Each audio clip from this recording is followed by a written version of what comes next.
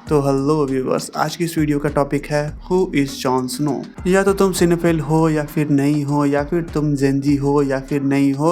अगर तुम इंस्टाग्राम या फिर कोई भी सोशल मीडिया हैंडल को यूज़ कर रहे हो तो मुझे पता है कि तुमने एक न एक बार जॉन स्नो का नाम ज़रूर सुना होगा या फिर देखा होगा। सो आज की इस वीडियो में मैं इसी बात को एक्सप्लेन करने जा रहा हूँ कि हु इज़ जॉन स्नो। अगर सिंपल शब्दों और एक लाइन में मैं इसका जवाब दूँ कि हु इज़ जॉन स्नो, तो वो होगा he is a man of destiny. क्योंकि इस फिक्शनल इंसान की फिक्शनल जर्नी इतनी ज़्यादा इंटरेस्टिंग है कि तुम बस इमेजिन ही कर सकते हो कि कुछ इस लेवल के भी कांड हो सकते हैं इसकी लाइफ में। तो स्टार्टिंग में इसे हमें इंट्रोड्यूस किया जाता है एज ए जॉन स्नो, जो कि एक बास्टर्ड सन है नेड स्टार्क का, और नेड स्टार्क विंटरफेल का लॉर्ड कमांडर है। और जैसा कि हम सब जानते हैं कि गेम ऑफ थ्रोन की फ्रेंचाइजी में 7 राज्य हैं, जिसमें से नॉर्थ सबसे बड़ा राज्य है और पूरे नॉर्थ को जो कंट्रोल करता है वो है विंटरफेल। और विंटरफेल में सदियों से राज कर रहे होते हैं स्टार्क्स। तो जॉन स्नो की कहानी कुछ इस तरह से शुरू होती है कि उसे पूरे विंटरफेल में as a bastard of Ned Stark देखा जाता है, जिस पर नेड स्टार्क की बेबी जो कि जॉन स्नो की सौतेली माँ है वो ऑब्वियसली उससे सौतेला व्यवहार करेगी, जिसके कारण वो अपने बचपन से ही सौतेला व्यवहार झेलते आया था। एंड एक बार तो ऐसा भी हुआ था कि उसकी माँ ने, जो कि उसकी सौतेली माँ है, उसने उसे ठंड में बाहर बर्फ में फेंक दिया था, वो भी भेड़ियों के बीच। बट स्टिल इसके बाद भी वो जिंदा रहा। तो जॉन को मिला के नेड स्टार्क के 4 बेटे और 2 बेटी होती हैं, जिसमें से सबसे बड़ा वाला बेटा होता है जिसका नाम होता है रॉब स्टार्क। उसके बाद आता है हमारा जॉन स्नो, जिसके बाद आता है ब्रायन स्टार्क और रिकन स्टार्क। एंड अगर इसके बाद बात कर लें नेड स्टार्क की बेटियों की, तो वो है साल्सा स्टार्क और Arya Stark. So here the story goes more interesting. जब हमें पता चलता है कि किंग्स लैंडिंग में हैंड ऑफ किंग की मृत्यु हो गई है, तो किंग्स लैंडिंग से 7 राज्य के राजा यानी कि रॉबर्ट बराथियन अपने दोस्त से मिलने आते हैं, यानी नेड स्टार्क। और विंटरफेल पहुंचने के बाद ये नेड स्टार्क से इंसिस्ट करते हैं कि अगले हैंड ऑफ किंग आप बनेंगे। इसी के साथ ही साथ स्टोरी के पहले में हमें यह भी बताया जाता है कि स्टार्क के रॉयल फैमिली से, यानी कि राज घराने से किसी एक मेंबर को आगे चल के नाइट वॉच को ज्वाइन करना पड़ता है। अब यहाँ पर नाइट वॉच अपना ही एक अलग फैक्ट लेकर चलता है, एक अलग हिस्ट्री लेकर चलता है, जिसे बनाया था एगन द कॉन्करर ने, जो कि पूरे गेम ऑफ थ्रोन फ्रेंचाइजी का सबसे पहला कॉन्करर था, जिसने 7 राज्यों को एक साथ मिलाया था अपने ड्रैगन बेलेरियन की आग के बलबूते। और यहीं पर हमें बैक स्टोरी और बहुत सारी कानाफूसी के जरिए यह बताया जाता है कि एगन द कॉन्करर ने एक ग्रेट वॉल बनाई थी, क्योंकि दीवार के उस पार जो लोग हैं, जिस भी तरह की चीज दीवार के उस पार एग्जिस्ट करते हैं, वो हमारे लिए काफी ज्यादा खतरनाक है, यानी कि 7 राज्यों के लिए काफी ज्यादा खतरनाक है। एंड अगर वो दीवार के इस पार आ जाते हैं तो वो पूरे ह्यूमैनिटी को एक्सटेंड कर देंगे। एंड चूंकि 7 राज्यों के सबसे पहले राजा एगोन द कॉन्करर को इस प्रोफेसी के बारे में पता था, तो इसी के साथ ही साथ उसे एक और प्रोफेसी के बारे में पता था कि एक ऐसा राजकुमार पैदा होगा जो कि ड्रैगन की आग से उस पार को पिघलाएगा। इसी के साथ ही साथ उस पार से, दीवार के उस पार से आने वाले अंधकार को भी मिटाएगा। इसी के साथ ही साथ एगोन द कॉन्करर ने इस चीज को भी मेक श्योर किया कि उसके मरने के बाद जब आगे वाली जनरेशन आए तो वो इस चीज को भूले ना और एक मिथ ना मान ले। इसको देखते हुए एगोन द कॉन्करर ने इस प्रोफेसी को अपने खंजर पे गुदवाया एज ए सॉन्ग, और इस सॉन्ग को नाम दिया song of ice and fire, क्योंकि एगोन को बखूबी पता था कि आने वाली जनरेशन उसकी जो होंगी वो शायद उसके इस बातों को ना माने एंड नज़रअंदाज कर दे। तो इन सारी चीज़ों को देखते हुए उसने इस चीज़ को एज ए सॉन्ग डिक्लेयर कर दिया। तो लोगों के मन में ये एज ए सॉन्ग रह गया कि एक ऐसा मसीहा आएगा जो कि हमें दीवार के उस पार से आने वाली अंधकार से बचाएगा, और उसकी ये पूरी गाथा song of ice and fire कहलाएगा। तो एगन द कॉन्करर ने जो आइस वॉल बनाई थी नॉर्थ में, उसकी प्रोटेक्शन के लिए उसने 7 राज्यों से पूरी तरह से हटके एक अलग फोर्स बनाई थी, जिसे उसने नाम दिया था नाइट्स वॉच, जो कि उस दीवार की देखरेख करेगा एंड दीवार के उस पार से आने वाले किसी भी खतरे को टैकल करेगा। एंड अगर टैकल नहीं कर सकता तो वो आगे चल के पूरे 7 राज्यों के उसके बारे में वार्न करेगा। So back to our main story. अब यहाँ पर हम बात कर लेते हैं कि यहाँ नेड स्टार्क की फैमिली से अगला मेंबर जो कि नाइट्स वॉच को ज्वाइन करेगा वो होगा जॉन स्नो। एंड जब जॉन ने नाइट्स वॉच को ज्वाइन किया था तो वो शायद 16 से 18 साल के आसपास का था। इसी के साथ ही साथ हमें विजुअली ये भी दिखाया जाता है कि एक तरफ जहां जॉन स्नो नाइट वॉच को ज्वाइन करने के लिए वॉल की तरफ बढ़ रहा था, दूसरी तरफ ये भी बताया जाता है कि नेड स्टार्क रॉबर्ट बराथियन के साथ किंग्स लैंडिंग जा रहा है। और यहीं पर हमें जॉन के बारे में एक मेजर क्लू मिलता है, जहां नेड स्टार्क ये कहता है कि अगली बार जब हम मिलेंगे तो हम तुम्हारी माँ के बारे में बात करेंगे। एंड आई नो कि ये ज्यादा बड़ा क्लू नहीं है, लेकिन आगे चल के ये बहुत ज्यादा सेंस बनाने लगता है। तो यहाँ से हम लोग स्टोरी को थोड़ा सा समराइज करेंगे, क्योंकि गेम ऑफ थ्रोन के फ्रेंचाइजी की स्टोरी बहुत ज्यादा लंबी है। So moving forward in our story हमें पता चलता है कि नेड स्टार्क जब वेस्टरॉस जाता है, जब किंग्स लैंडिंग जाता है, तो वहाँ पर वो रॉबर्ट बराथियन के नाजायज बेटों के बारे में जान लेता है।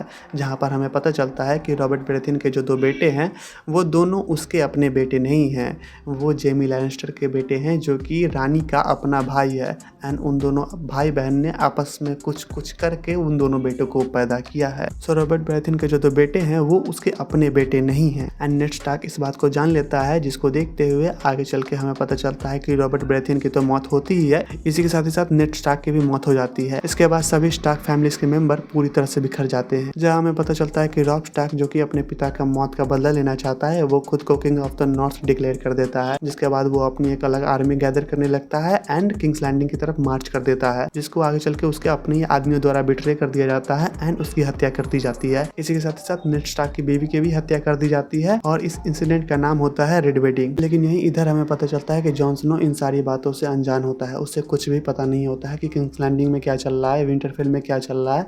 वो यहाँ पर अपनी एक अलग लड़ाई लड़ रहा होता है, जहाँ हमें पता चलता है कि जॉन स्नो और नाइट वॉच के और भी कुछ लोग मिल के वॉल के उस पार जाएंगे एक मिशन को एकम्प्लिश करने के लिए, जिसमें नाइट वॉच के लॉर्ड कमांडर भी जाएंगे, जिनकी इस रेड में मौत हो जाती है। एंड इसके बाद जब जॉन स्नो वापस नाइट वॉच में आता है तो यहाँ पर एक इलेक्शन होता है, जहाँ पर अगला लॉर्ड कमांडर चुना जाना था। एंड चूंकि जॉन स्नो का नेचर सब लोग जानते थे कि इसका लोगों के प्रति व्यवहार कैसा है, तो वो अगला लॉर्ड कमांडर चुना जाता है। एंड यहीं पर हमें बताया जाता है कि जॉन के बास्टर्ड होने के कारण उसे नाइट वॉच में भी बहुत ज्यादा हेट झेलने को मिल रहा था उसके अपने ही कंपेनियंस द्वारा। लेकिन धीरे धीरे बहुत सारे लोग उसके दोस्त बने एंड बहुत सारे लोग उसके दुश्मन बने। लेकिन आगे चल के जॉन एक और मिशन को टेक ऑन करता है एंड इस बार वो एक स्पाई बन के जाएगा वाइल्डलिंग्स के बीच। एंड यहाँ पर हमें वाइल्डलिंग्स के रूप में वो लोग दिखाए गए हैं जो कि वॉल के उस पर रहते हैं एज ए ट्राइबल, यानी कि वो कोई राजघराना नहीं है, वो लोग ट्राइबल हैं एंड उनकी पॉपुलेशन बहुत बड़ी है एंड वो पूरी तरह से जंगली है। इट मीन्स पूरी तरह से 100%। तो वाइल्डलिंग्स के बीच जाकर जॉन स्नो ने उनके ट्रस्ट को गेन किया, उनके बारे में बहुत कुछ जाना। उसके बाद उसके पता चलता है कि ये लोग भी इंसान ही हैं, ये किसी की हत्या करने नहीं चाहते, ये बस एक बेटर फ्यूचर चाहते हैं अपने आने वाली जनरेशन के लिए।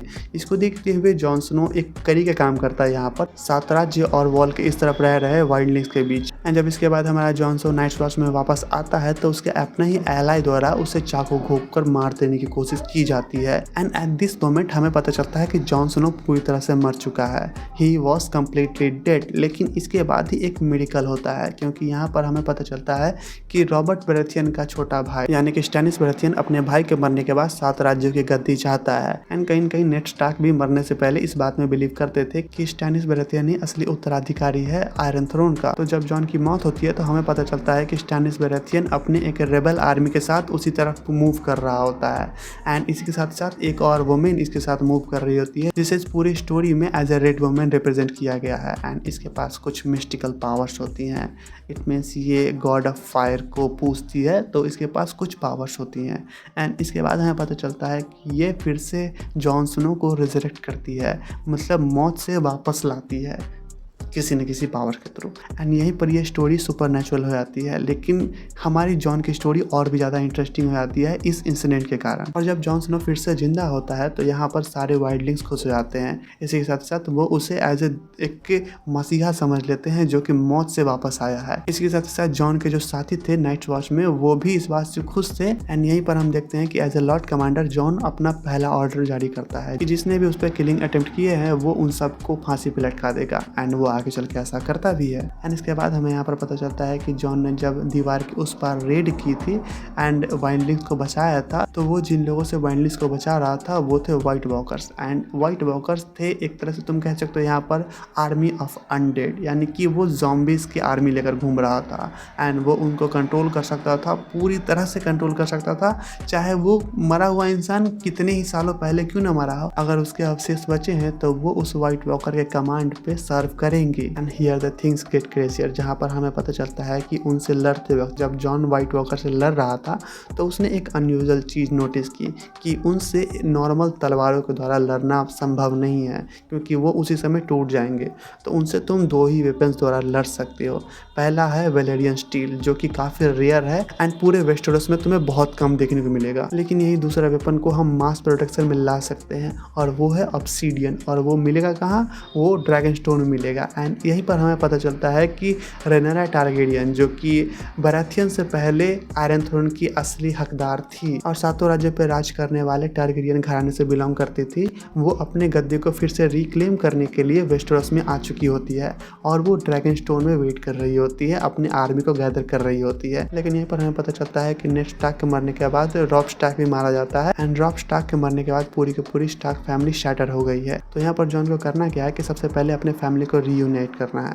तो हमें पता चलता है कि सांसा स्टार्क पिछले कई सालों से ही किंग्स लैंडिंग में फंसी पड़ी है। इसके बाद अगर हम बात कर ले आर्या स्टार्क की, तो वो अब फेसलेस असैसिन्स के बीच जाके मिल चुकी है, तो अब वो एक असैसिन बन चुकी है। और यही हमें पता चलता है कि जिन लोगों ने रॉब स्टार्क को धोखा दिया था वही अब विंटरफेल पर राज कर रहे हैं। एंड मोर शॉकिंगली हमें ये पता चलता है कि सांसा स्टार्क जो कि किंग्स लैंडिंग में थी, अब वो किंग्स लैंडिंग में ना होकर विंटरफेल में है एंड वो उस धोखेबाज के बेटे की बीवी है। सबसे पहले चीज जो हमारा जॉन स्नो करेगा वो अपनी बहन को आजाद करना होगा और विंटरफेल को वापस लेना करेगा। इसके लिए हमें बैटल ऑफ बास्टर्ड्स देखने को मिलती है, लेकिन बहुत सारी मार काट के बाद फाइनली हमारा Jon Snow battle of bastard को जीत जाता है एंड फिर से पूरे विंटरफेल को रिक्लेम करता है। इसी के साथ ही साथ वो लोग जो कि नॉर्थ में उसके साथ उसके परिवार के साथ सदियों से रहते आ रहे थे, वो लोग रॉब स्टार्क के बाद अब जॉन को अगला king of the north declare कर देते हैं, जो कि जॉन के लिए काइंड ऑफ काफी ज्यादा सरप्राइजिंग था, क्योंकि वो कभी राजा बनना नहीं चाहता था, वो किसी तरह की सत्ता नहीं चाहता था, वो बस एक पीसफुल लाइफ जीना चाहता था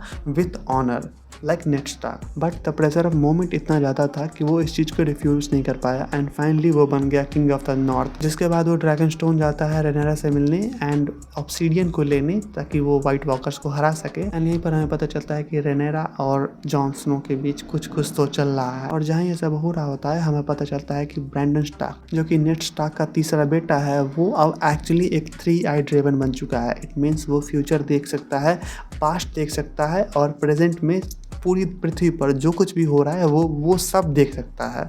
आई मीन डैम, कितनी ब्रोकन एबिलिटी है इस बंदे के पास। और ये बंदा फाइनली अब विंटरफेल लौट आया है एंड यहाँ पर हमें पता चलता है कि ये बंदा इससे पहले वॉल के उस पार था और इसका भी वाइट वॉकर्स के साथ काफ़ी बड़ा इनकाउंटर हुआ था, जिसमें ये बेयरली सर्वाइव किया था। और इसी के साथ ही साथ हमें पता चलता है कि आर्या स्टार्क, जिसने कि एक असैसिनेशन ग्रुप को ज्वाइन कर लिया था जो कि नोबडी के नाम से फेमस था एंड मास्क मैन के नाम से फेमस था, क्योंकि ये मरने के बाद उसके चेहरे से उसके फेस स्किन को निकाल लेते थे एंड आगे चल के वो उसे एज ए मास्क यूज़ करते थे। और ये पूरी ट्रेनिंग होने के बाद वापस विंटरफेल आती है अपने भाई से मिलने, अपने परिवार से मिलने, जहाँ हमें पता है कि रॉब स्टार्क मारा जा चुका है, रिकन स्टार्क भी मारा जा चुका है, इसी के साथ ही साथ नेड स्टार्क और उसकी बीवी भी मारी जा चुकी है। तो यहाँ पर जो बचे हैं यही अब बचे हैं। और यहीं दूसरी तरफ ड्रैगन स्टोन में जॉन स्नो रेनेरा टारगेरियन का भरोसा जीत लेता है और वो अपने साथ नॉर्थ में रेनेरा को लाता है, उसकी आर्मी को लाता है। इसी के साथ ही साथ रेनेरा के 3 फुल्ली ग्रोन ड्रैगन को भी लाता है विंटरफेल में। और ये सब किस लिए? क्योंकि उन्हें पता था कि दीवार के उस तरफ से जो आ रहा है वो पूरी ह्यूमैनिटी को खत्म करने की पावर पोजेस करता है। और यहीं पर जॉन एक गलत कदम लेता है। वो सोचता है कि वो किंग्स लैंडिंग से भी हेल्प ले सकता है और वहाँ की रानी जिसकी वजह से नेड स्टार्क की मौत हुई है उससे वो हेल्प मांग सकता है, जो कि काफी ज्यादा ही इंसेन डिसीजन था मेरे हिसाब से। और उस रानी को भरोसा दिलाने के लिए कि दीवार के उस तरफ आर्मी ऑफ अनडेड है, वो एक अनडेड आदमी को पकड़ के लाएंगे एंड उसे वो उस रानी के सामने रखेंगे, दिखाएंगे एंड उनसे हेल्प मांगेंगे कि इनसे लड़ने में हमारी हेल्प कीजिए। एंड या दैट्स द आइडिया। इस पर जॉन और उसके कुछ लोग मिलकर दीवार के उस तरफ जाते हैं एंड वो पकड़ भी लेते हैं, लेकिन वो बहुत बुरी तरह से वहाँ पर फंस जाते हैं आर्मी ऑफ अनडेड के बीच में। लेकिन वहीं पर रेनेरा वहाँ पहुँचती है अपने 2 ड्रैगन के साथ, जिसमें से एक की वहीं पर मौत हो जाती है व्हाइट वॉकर के हाथों एंड दूसरा उन सभी को बचाकर वापस ले आता है। और जैसे कि मैंने कहा था कि व्हाइट वॉकर किसी भी मुर्दा चीज को कंट्रोल कर सकते हैं, फिर चाहे वो एक ड्रैगन ही क्यों ना हो, तो अब वो एक ड्रैगन को पोजेस करता है। और इसलिए मैंने कहा था कि दीवार के उस पार जाने वाला आइडिया बहुत बुरा है। सो अब चूंकि व्हाइट वॉकर के पास एक फुल्ली ग्रोन ड्रैगन का कॉर्प्स है, तो वो उसको फिर से जिंदा करता है, यानी कि ज़ॉम्बी में कन्वर्ट करता है एंड वो उसे राइड करता है और उस पूरे आइस के दीवार को, यानी कि एगन द कॉन्करर ने जिस दीवार को बनाया था उस बड़े आधी दीवार को वो उस ड्रैगन के थ्रू तोड़ देता है। जिसके बाद आर्मी ऑफ अनडेड दीवार के इस तरफ आ जाती है। जिसके बाद हमारा जॉन स्नो रेनेरा टारगेरियन के साथ किंग्स लैंडिंग जाता है उस रानी से हेल्प मांगने जिसने नेड स्टार्क की हत्या करवाई थी। तो एक समय के लिए वो मान जाती है, हाँ कर देती है हेल्प करने के लिए कि वो अपनी आर्मी को भेजेगी नॉर्थ में लड़ने के लिए, लेकिन आगे चल के वो अपनी जुबान से मुकर जाती है। तो जॉन और रेनेरा को जो उनके पास पहले से था उसी के साथ उन्हें व्हाइट वॉकर से लड़ना होगा और वो आगे चल के लड़ते भी हैं, जिसमें बहुत ज़्यादा कैजुअलिटीज होती हैं, बहुत सारे लोग मारे जाते हैं, बहुत सारे ऐसे साइड कैरेक्टर्स और मेन कैरेक्टर्स जो कि लोगों के फैन फेवरेट होते हैं वो मौत के घाट उतार दिए जाते हैं। और इस चीज़ का रिजल्ट हमें ये मिलता है कि हम ये जंग जीत जाते हैं, यानी कि सारे व्हाइट वॉकर्स मारे जाते हैं, आयरॉनिकली ही सही लेकिन मारे तो जाते ही हैं। जिसके बाद अब जॉन रेनेरा का सपोर्ट करने के लिए रेनेरा के साथ किंग्स लैंडिंग जाता है, जिससे कि हमारी रेनेरा अपने आयरन थ्रोन को फिर से रिक्लेम कर सके और उस फॉल्स क्वीन को अपने रास्ते से हटा सके। एंड यहाँ पर हमें इस पूरी फ्रेंचाइजी का सबसे बड़ा सीक्रेट रिवील होता है, जहाँ हमें पता चलता है कि जॉन स्नो एक्चुअल में एक टारगेरियन है, जहाँ उसके बाप का नाम रेगा टारगेरियन था जो कि आयरन थ्रोन का असली उत्तराधिकारी था रेनेरा टारगेरियन से भी ज्यादा। वही हमें पता चलता है कि जॉन स्नो की माँ नेड स्टार्क की बहन थी। तो हमारा जॉन स्नो कभी बास्टर्ड था ही नहीं और यहीं पर जॉन स्नो का नाम एगन द सिक्स्थ के नाम से रिवील होता है। और जैसे कि मैंने शुरुआती में कहा कि जॉन स्नो एक डेस्टिन बॉय है क्योंकि जॉन के खून में ड्रैगन की आग की गर्मी और विंटरफेल के बर्फ की ठंड थी। And that's why the song called song of ice and fire. और जॉन का टारगेरियन ब्लड लाइन से बिलोंग करना इस चीज को पूरी तरह से जस्टिफाई कर देता है कि वो किस तरह से ड्रैगन को कंट्रोल कर सकता था,